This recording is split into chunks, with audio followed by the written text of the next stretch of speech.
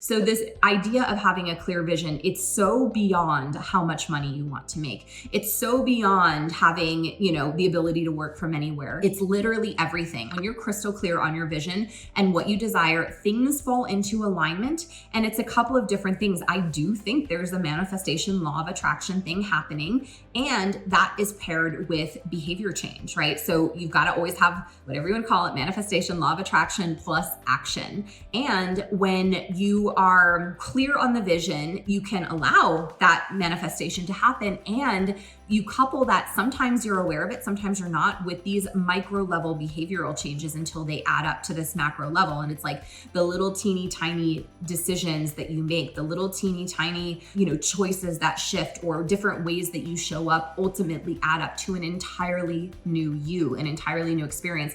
When you're thinking about clarity of vision, this is how specific you want to be. I'm going to give you 2 examples of how I have used this clarity and visualization, and one's going to be a little kind of smaller and one's going to be much bigger.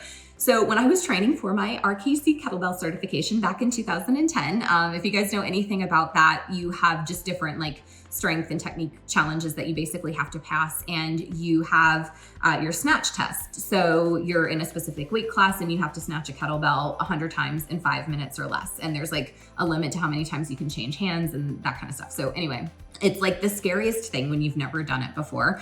You get really out of breath and your muscles get fatigued. And so when I was first training, and I think a lot of athletes do this, right? I would be lying in bed or sitting on the subway. This is when I lived in New York, and just seeing myself doing the snatches, and I would be seeing the rhythm, and I would be hearing my breath, and I would be seeing it be easy. And I'm telling you guys, when I went to do that snatch test, it played out exactly the way that I had seen it in my mind's eye so many times. The breathing, the rhythmic, everything. The other time that I've used this, and again, this was before I was aware of this as a thing. It was just something I did. Maybe I'm obsessed with things, I don't know.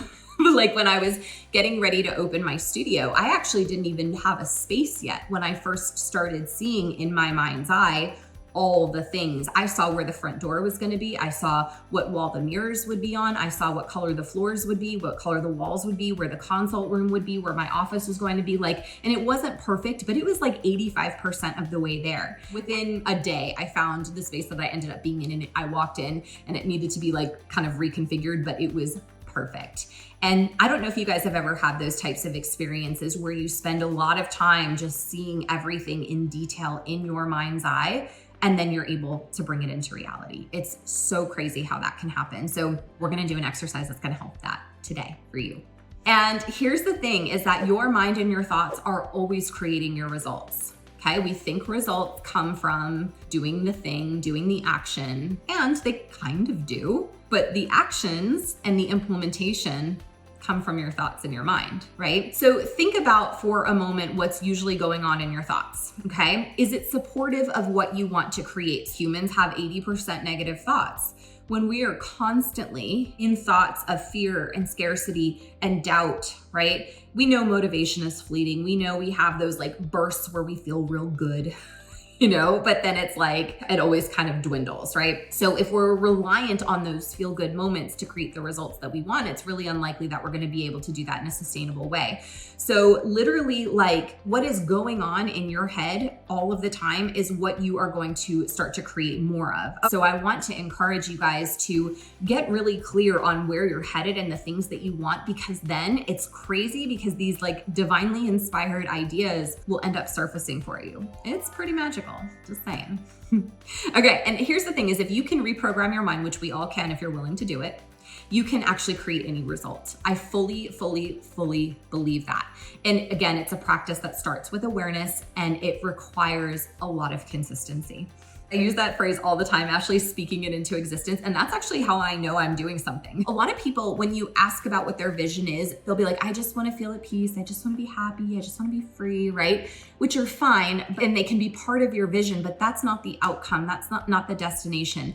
And here's the thing that we have to understand, is that we can create any emotion that we desire at any time. So that's not a destination to work toward. Here's the thing, is that your brain needs a job, and our brains are like dogs. dogs, right? Like they need like a purpose, and they need to understand very, very clearly what it is that you want them to do. We can't be abstract in our vision. Our vision can't be vague. The clearer you can be, the better. Your mind needs tangible destinations. It needs to be able to see what it's working toward. It needs very, very clear things to work toward. When we are creating goals, when we're creating visions, they should always have a positive association, right? So a negative association can kind of sound positive, and I've given this example before, but it's like, I want to build this business so I can quit my job. Sounds good, right? But there's still a negative association with that. The wanting to get out of pain is still the predominant focus. So what we want to do is, if you're like, I'm not much of a journaler, but like if you journal, if you do affirmations, if you do visualization, if you just think about this stuff, right, while you're taking a walk, like I do,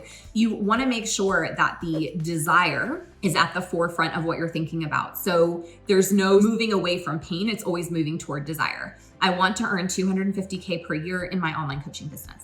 Right? That would be the desire. Moving away from pain carries those negative undertones. And of course, we create more of what we focus on. So if we want to create more of those positive outcomes, we want our goals and our vision to have that positive association, right? I think that's always a really important thing. So as you're writing down goals or as you're just thinking about it, just check yourself. Is this moving away from pain or is this moving toward desire?